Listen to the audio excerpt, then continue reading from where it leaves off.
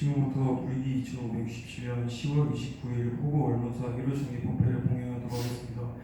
모두 자리에 일어나 주셔서 참여해 주시기 바랍니다.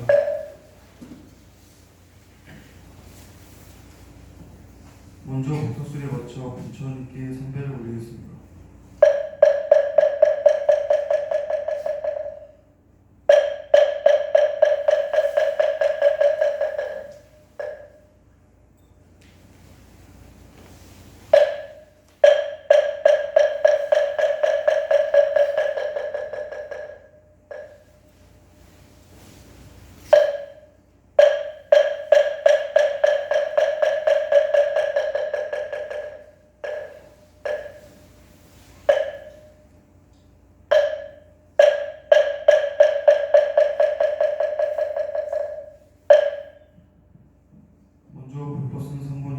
기위하는 상계례를 듣도록 하겠습니다. 법요지 11페이지를 참고해 주시기 바랍니다.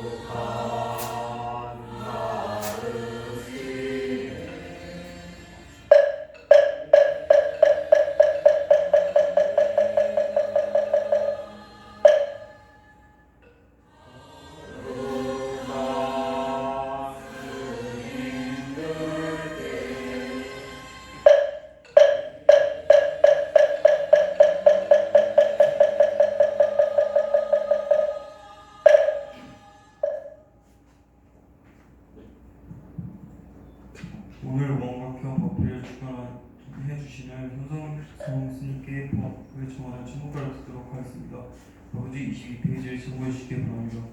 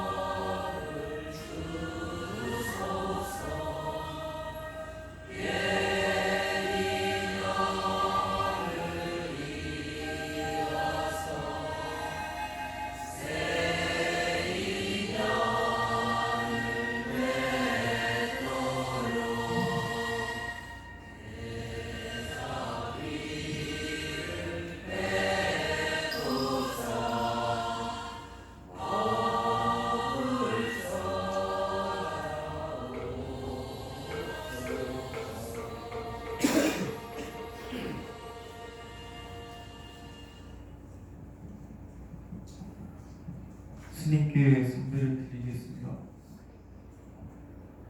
모두 자리에 앉아주시기 바랍니다.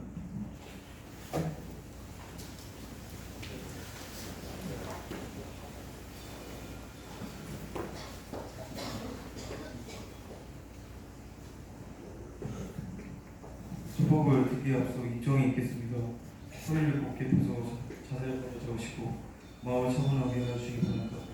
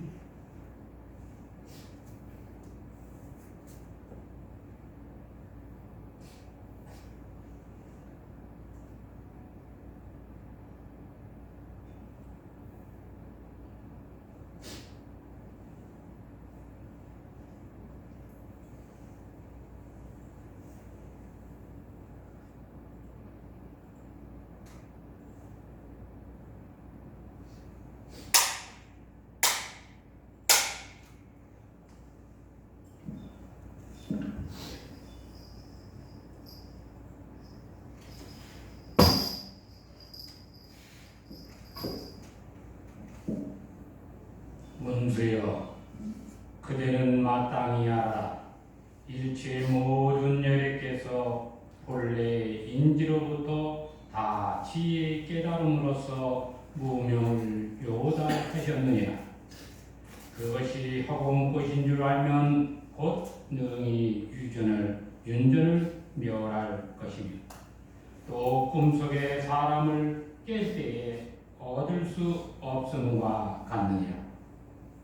깨달음이 허공과 같아서 평등하여 움직여 구르지 않으니, 깨달음이 시방세계에 들어가면 곧 불도를 얻으리라. 무한히 멸하여도 처사가 없으며 도를 이름도 또한 얻음이 없으니 본성이 원만한 때문이니라. 보살이 이 가운데서 능히 보리심을 일으키나니 말세 모든 중생들도 이를 닦으면 사견을 멸하리라. 원각경에서 이제 문수보살장에 이 부처님께서 이제 문수보살의 그 물음을 답을 하고 최종 간추려서 이제 그 개성으로 이제 읊으신 그런 내용입니다. 먼저는 이제 이 원각경의 서문을 얘기를 했는데, 여기에서 이제 열두 보살 중에 문수 보살이 처음으로 이제 부처님한테 묻는 것으로부터 이제 법회가 진행이 됩니다. 문수보살은 우리가 이제 많이들 익히 들어서 이제 알고 계시겠지만 지혜를 상징하고, 우리가 지금 있는 데서 보시는 쪽에서 이쪽에 지금 제가 손 흔드는 쪽에 불상이 만들어져 있는데, 거기 이제 문수 보살이 되고, 이쪽이 이제 이제 보현보살, 그리고 중앙에는 이제 석가모니 부처님이 계시는데,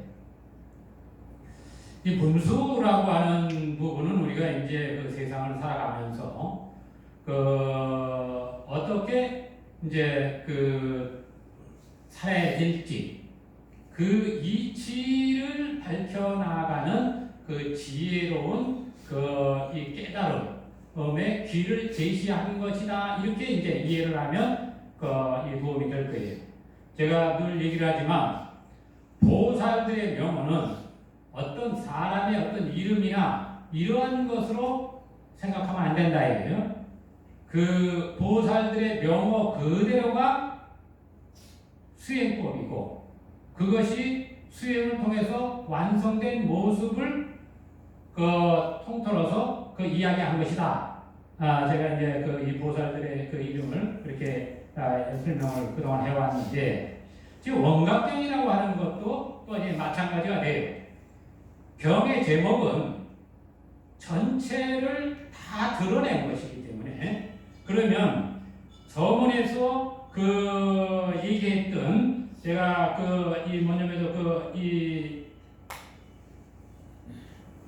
얘기했던 바가바라고 하는 것은 부처님의 어떤 또 이제 새로운 나타난 현상을 가지고 표현한 이 부처님의 이제 이름, 이 명호인데, 여기서 이제 바가바라고 해요. 신통대광명장의 뜻이요. 삼매에 들었다 그 말이죠.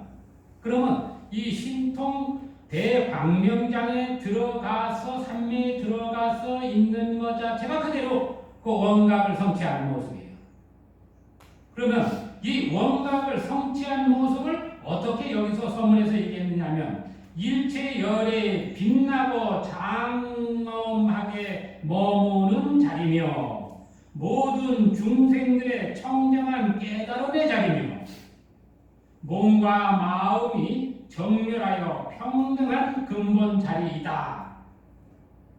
이렇게 얘기를 하는 거예요.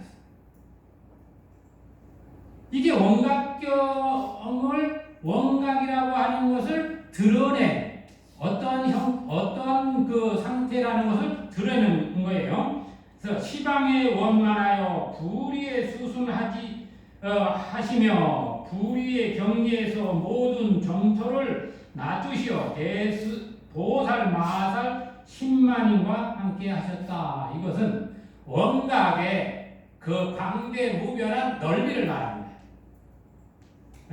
누구와? 일체의 모든 중생들과 그 자리에 함께 머물러서 신통제 광명장을 비추니 일체 중생이 어둠이 사라지니까 일체 중생이 다 밝은 가운데 있더라 그 말이에요.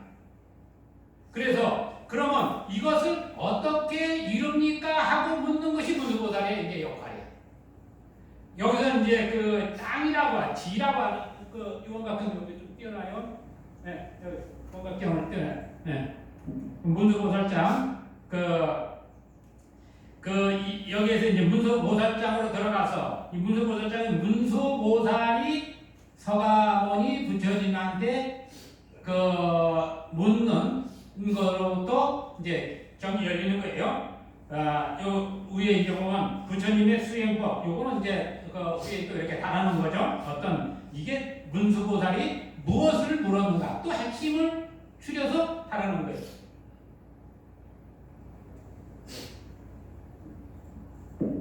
이때 문수보살이 대중 가운데 있다가 그 자리에서 일어나 부처님 발에 엎드려 절하고 오른쪽으로 3번 들고 두 무릎을 꿇고 합장하고 부처님께 말씀드렸다.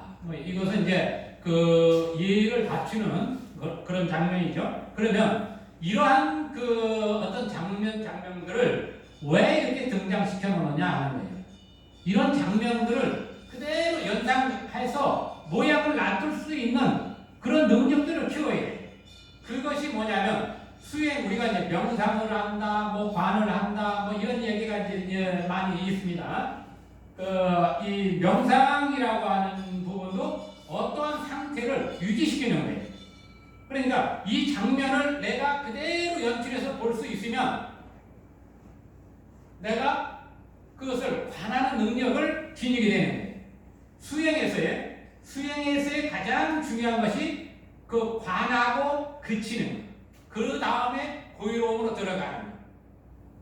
이 세 가지가 수행을 왕성시키는 도구에 해당하는데, 이렇듯 이 부처님한테 예의를 갖추는 장면, 어떠한 그 드라마를 연상할 때 이야기로 이렇게 하다 보니까 그 장면을 연출해 보인단 말이죠. 그러면 우리는 의식계 안에 우리가 그 머물고 있으니까 생각하는 대로 보여진다. 생각하는 대로 이루어진다. 생각하는 대로 세상은 성취된다. 이 세상은 우리 마음이 만들어냈다. 이거로 귀결되는 거예요. 이게 서가모니 부처님이 깨달은 것은 다른 게 아니라 일체의 모든 것은 다 우리 마음이 만들어냈으니까 이 마음을 바로 보고 이 마음을 올바로 다스려서 온 우주 법계에 이가 나와 더불어서 기쁨 가운데 머무르자라고 하는 것이 핵심이에요. 우리가 그 부처님의 그 일대기를 이야기를 할 때 많은 이들은 가장 핵심적으로 드러나는 게 뭐냐? 부처님이 6년 고행을 했다. 이래 하니까 지금도 고행을 수행으로 착각하는 이 사람들이 많더라 이거예요. 자, 내가 어떤 행위를 했을 때, 이것은 내가 이렇게 해보니까 다른 길이 아니야. 그런데 후에 이분이 그 다른 길을 택해서 뭔가를 성취했어. 그러니까 성취를 한 것은 결과예요. 과정은 이렇게도 갈 수 있고 저렇게도 갈 수 있어. 고행을 6년이라는 고행, 여러분이 상상도 못하는 그런 고행이에요. 이 앞에 이 살을 그 배 가죽을 만지면 등뼈가 잡히고 등뼈를 만지면 앞 그 살이 잡힌다 이런 그 이 이야기가 있어요. 그러면 어느 정도예요? 가죽만 남았다 그 말이에요. 그 이야기로는 그 맛이 하나 씨앗 그 아주 조그만 뭐 저기 할 때는 그 씨앗 입에다 물고 이렇게 이제 정진도 하고 그러니까 거의 드시지 않은 거지.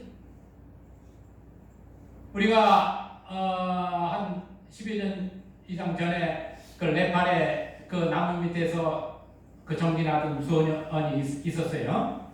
그 소년도 먹지 않고 또 정진을 하고 그때 뭐 그 난리도 났었죠. 뭐 그 촬영도 하고 뭐 지금은 성장해가지고 있는 거로 알고 있는데 이 길을 갔더니 아이들 한 것을 굳이 갈 이유가 없단 말이에요. 지혜로운 사람이면 이 길은 고행을 통해서는 얻을 수 없다라고 판단을 해서 고행을 하던 6년 고행을 탁 덮었는데 그 고행이라고 하는 비중이 너무 크다 보니까 어떻게 돼? 사람들이 고행이 수행인가 보다 착각하고 에너지가 어떤 강하게 실려 있는 것은 그 부분에 잘못하면 시선이 거기서 팍 잡히는 거예요. 그러니까 이 가지 않아야 될 길을 어떻게 이게 수행인가 보다고 가는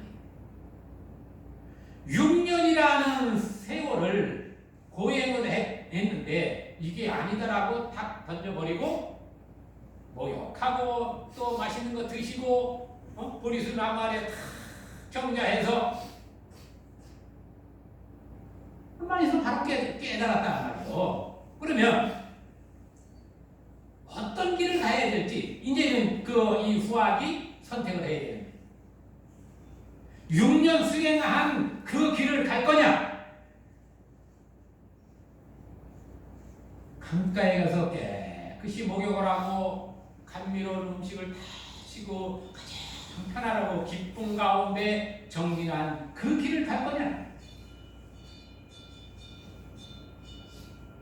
그래서 여기에서 이제 문수보살이 묻는 거예요.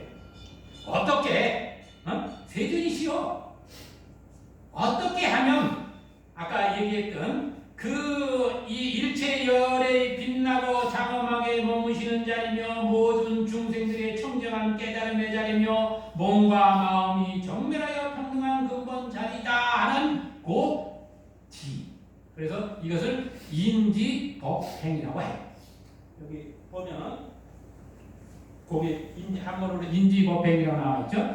그 땅에 들어가는 인연의 그 법이라는 것은 그 이치란 말이에요. 그 행을 어떻게 해야 됩니까? 이 지라는 말은 다름 아닌 부처님이 신통대광명장에 들어가 계실 때 그 경지 어느 곳에 머물러서 그와 같은 신통대광명장을 연출하셨느냐 하는 거예요. 그 땅에 어떻게 들어갑니까? 해서 이 지를 썼던 거예요. 지가 땅이라는 건 뭐예요? 우리가 밟고 서 있는 곳을 우리가 성지화되어 있어. 이거를 어떤 땅이라고 해서 지금 우리가 살고 있는 이런 땅에 말하는 게 아니라 그 서가세종께서 지금 산매에 들어가서 있는 그 지경에 그 머무는 이 의지처를 우리는 어떻게 행하고 가야 됩니까? 그래야 그 땅에 들어갑니까? 이걸 묻는 거예요. 그러니까 그 무릎에 이 서가세존은 뭐라고 그러겠어요? 착하다. 네가 바로 묻는구나. 그러면 보통 이 경을 물을 때 대부분은 이제 이 대표자가 대중의 뜻을 모아서 대표로 물어요. 대부분의 경전은. 근데 이 원각경은 12보살이 등장이 돼요. 12보살이 나눠서 이제 이 묻고 찬탄하고 하는 거예요. 그러면 이 12이라고 하는 것은 저번에도 제가 얘기했지만 10이라고 하는 것은 하루와 같다. 또 1년과 같다. 어떠한 것이 생겨나고 멸하는 이치와 같다. 우리가 태어나고 죽는 것도 생로병사를 하는데 이것도 12회 10이 이로 돌아가듯이 봄, 여름, 가을, 겨울에서 한 흐름이 생기고 멸하는 것을 말한다. 다시 말하면 여기서 원각이라고 하는 것은 한 세계가 생하고 멸하는 그 때에 이것이 나와 다르지 않고 함께 가는 것이다라고 얘기합니다. 하루를 얘기할 때 아침, 점심, 저녁, 밤 이렇게 나눠가지고 아침은 하루가 아니고 저녁은 하루고 이렇게 분별하지 않죠. 네. 하루라고 할 때는 아침, 점심, 저녁, 밤까지 다 통틀어서 하루가 되는 거예요. 그러면 하루에서 연출되는 모든 것들은 뭐예요? 한 몸이 되는 거예요. 하루가 돌아서 이 하루를 마감하듯이 1년도 봄, 여름, 가을에서 겨울 이렇게 해가지고 1년도 마무리가 되듯이 부처, 서가, 세정이 머무는 세계를 연화장세계라고 하는데 이 연화장세계가 생하고 멸하는 때에 교주가 서가모니 부처님이야. 그러면 그 안에 있는 모든 생명물이 중생들 일체 모두는 뭐예요? 부처님의 몸 가운데 있는 것이. 우리가 살이라는 우리 이제 이 앞에 올라오면서 3층 탑을 세워놓고 부처님 살이를 모셨어요. 그런데 이 살이라고 하는 것을 뭘 얘기하냐면 몸뚱아리를 상징하는 거예요. 몸뚱아리, 살, 뼈. 그래서 이 화합되어 있는 이 몸뚱아리, 이 사람이 죽고 나면 사체, 이거를 살이라고 해야 하는 거예요. 살의 뜻이 그거예요. 그러니까 우리가 살 했을 때 말에 어떤 어원을 찾아 들어가면 같은 말이 아닐까 하는 것을 추측을 해요. 살의 근본 뜻은 이 부처님의 사체, 몸뚱아리를 말하는 거예요. 그러면 살이를 다시 확장해서 설명을 하면 일체 모든 물질계에는 살이다 그 말이에요. 여러분이 지금 이 몸뚱아리를 끌고 다니는 게 뭐예요? 살이를 끌고 다니는 살이. 네? 살이를 끌고 다닌다 이렇게 하면 되는 거예요. 그런데 특정한 것들은 또 신통이 있는 것도 있단 말이에요. 어떤 사람은 기어다니는 사람이 있고 어떤 사람은 막 따라 날아다니듯이 막 뛰어다니는 사람도 있고 각각의 분류가 있는 거예요. 그 기능이라는 것이. 그러니까 그 일체의 모든 그 물질계는 다 살이다. 누구의 살이? 석존의 살, 석가모니 부처님의 살이다 이렇게 생각하면 돼요. 그러면 나는 누구예요? 석가모니 부처님 몸 안에 있는 하나의 세포라고 생각하면 돼. 그럼 내가 누구요? 하루 종일 들어가면 내가 곧 석가와 함께하는 것이다 그 말이야. 여기에 부처 아닌 자가 없다 그 말이야. 다시 말하면 깨달았을 때 원각의 이치를 깨달았을 때는 그 신통 대광명장 그 이치 안에서 어둠이 다 사라지니까 세상 모든 빛 가운데 확연하게 드러날 뿐이다. 서로가 다 이어져서 우리가 함께하는 세상에서 서로 울타리를 치고 경계를 만들어서 내꺼 니꺼 이거 싸우는 것은 아주 어리석은 것이다라고 이 원각의 이치가 그것을 드러내는 거예요. 그래서 여기에서 얘기하는 평등한 근본 자리이다라고 얘기를 합니다. 평등하다라는 건 뭐예요? 함께하고 같다라는 거예요. 석가모니 부처님만 깨달아서 이렇게 되는 게 아니라 깨달아서 보니까 일체 중생이 나와 같더라. 내가 늘 얘기하지만 나는 주로 남의 얘기를 안 한다. 내가 경험하고 내가 체득하고 한 걸 가지고 얘기를 하고 그걸 통해서 경을 본다. 자신 있게 늘 얘기를 해요. 그렇다고 내가 뭐 특별하냐? 그건 아니에요. 특별한 거 없어요. 여러분과 같아요. 그러나 우리가 서로 보고 하는 것은 서로 다른 것을 볼 수 있다. 여러분이 보지 못한 건 내가 볼 수 있고 내가 보지 못한 건 여러분이 볼 수 있어. 이게 상호 이것을 다 우리가 서로 이 보완을 하면 세상은 어떻게 돼? 원만해지. 서로가 서로를 인정하고 존중하는 그런 마음을 일으키게끔 하는 게 이 원각의 이치. 그래서 이 대성사각이라고 하는 것은 혼자 가는 것이 아니라 공부를 해서 보니까 혼자 가는 세상이 아니더라. 어떻게 가? 함께 가. 내 그 가족만 함께 가는 게 아니라 내 이웃과 온 세계가 온 우주가 함께 가고 함께 영향을 받고 함께 주고받고 머물고 있더라.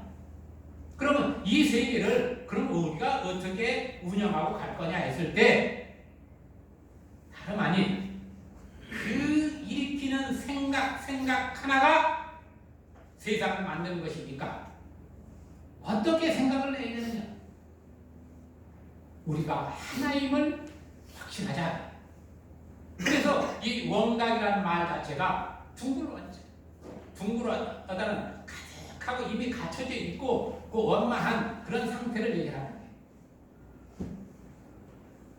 이 문수보살님의 이러한 이 물음에 대해서 서가대종께서 답을 하실 거 아닙니까? 또 이 대승이라고 하는 부분은 우리가 보통 이제 남방에서 하는 것을 성문승, 영각승이라고 아는데 그 대승은 이제 보살승. 나중에 이제 법화로 가면 제1불성 사상을 얘기를 합니다. 오직 부처. 그럼 원각은 뭐냐? 원각은 그 안에 그냥 다 담아놓은 그거예요. 어떤 사람은 여기서 서울을 갈 때 걸어가는 사람이 있고, 어떤 사람은 버스를 타고 가는 사람이 있고, 어떤 사람은 자가용 타고 가는 사람이 있고, 어떤 사람은 여기서 헬기가 있으면 헬기 타고 비행기 타고 가는 사람, 각각의 이 능력은 달라도 목적하는 것은 같다라고 합니다.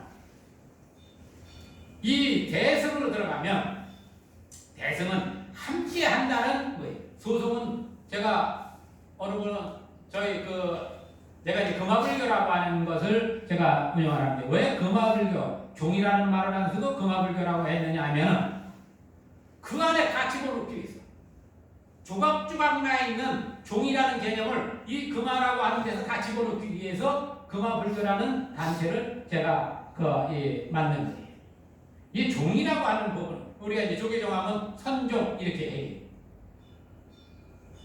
가장 빠른 길이다 그래서 선종을 얘기를 하는데 거기 들어갈 수 있는 사람이 돼야 빠른 거지. 거기 들어갈 그 능력이 안 되는 사람한테는 빠른 게 아니에요.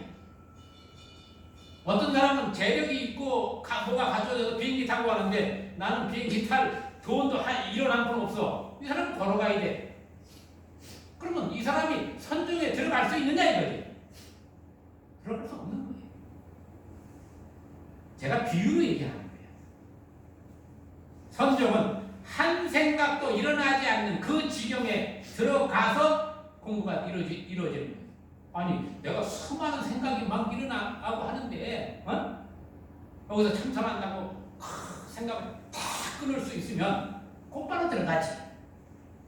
그러니까 즉심적불이요. 그러니까 이 선종의 이치를 얘기하면 최상의 법이다라고 얘기하는 거예요. 그런데 내 능력이 그와 같지 않아.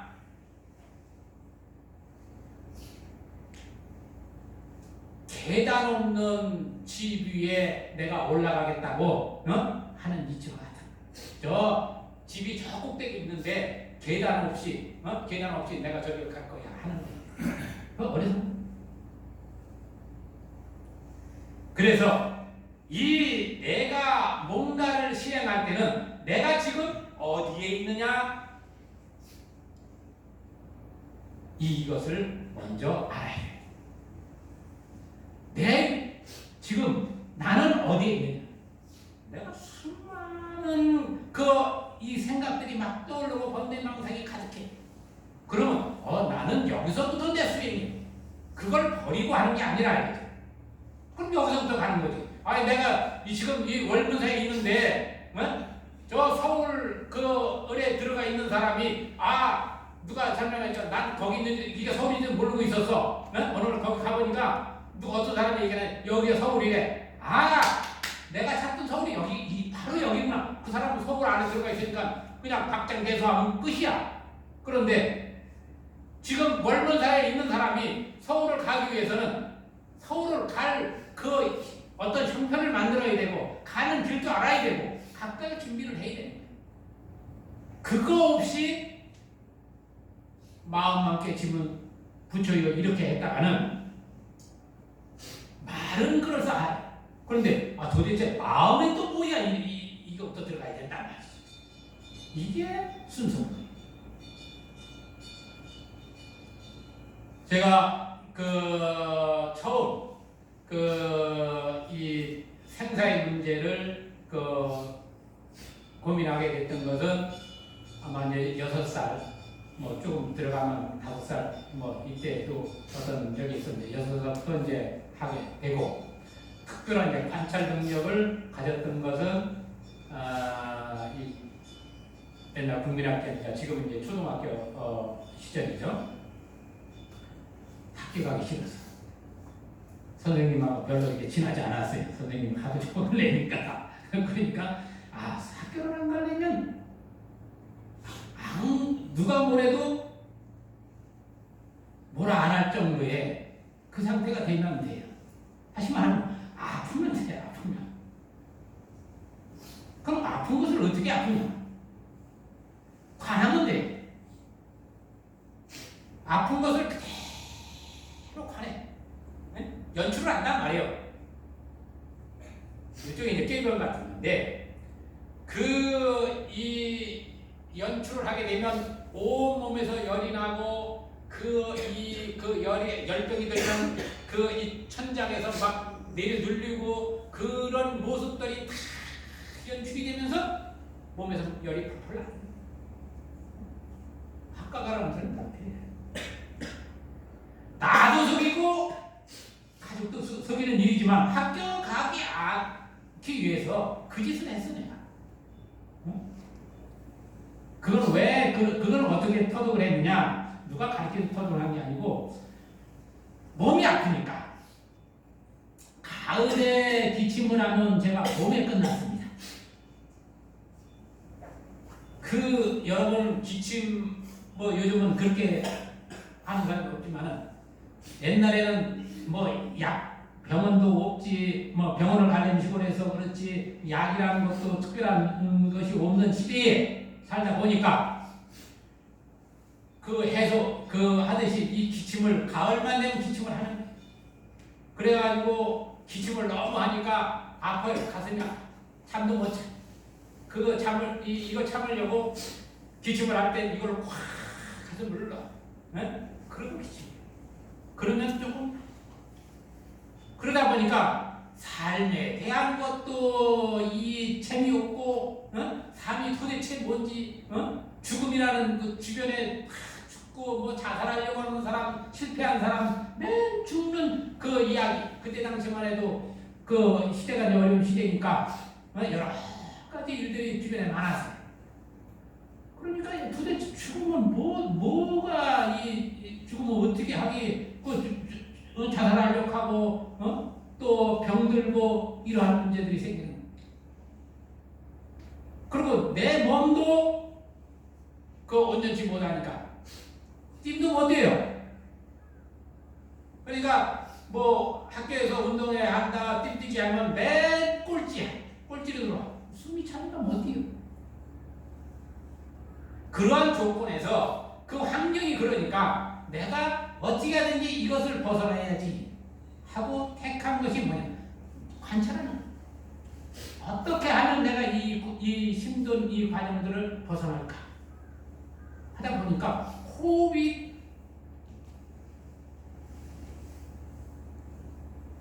만들어지는 거예요. 기침이 나고 뭐 할 때는 호흡을 길고 가늘게 쉬면서 그 호흡을 통해서 가장 고요로운 상태로 나를 끌고 가는 거예요. 그렇게 하다 보니까 이제 반하는 것도 생기고 뭘 하나 탁 연출하면 그대로 만들어져요. 생각하는 대로 만들어지는.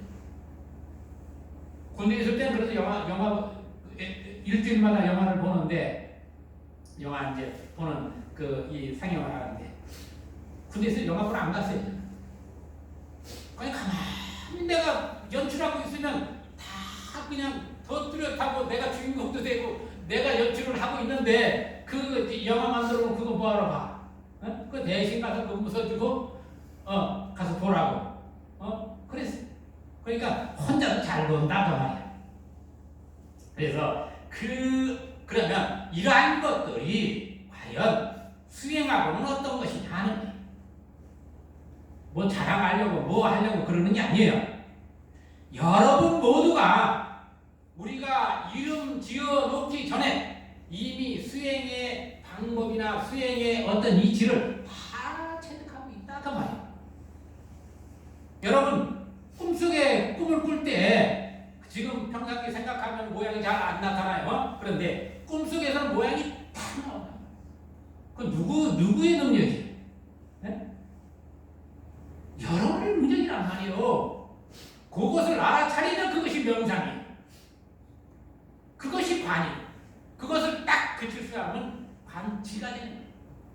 그 상태, 그쳐진 상태를 그대로 유지게 되면 그것이 선이에요. 이 남방에서 선나라고 하고 이 관하는 것을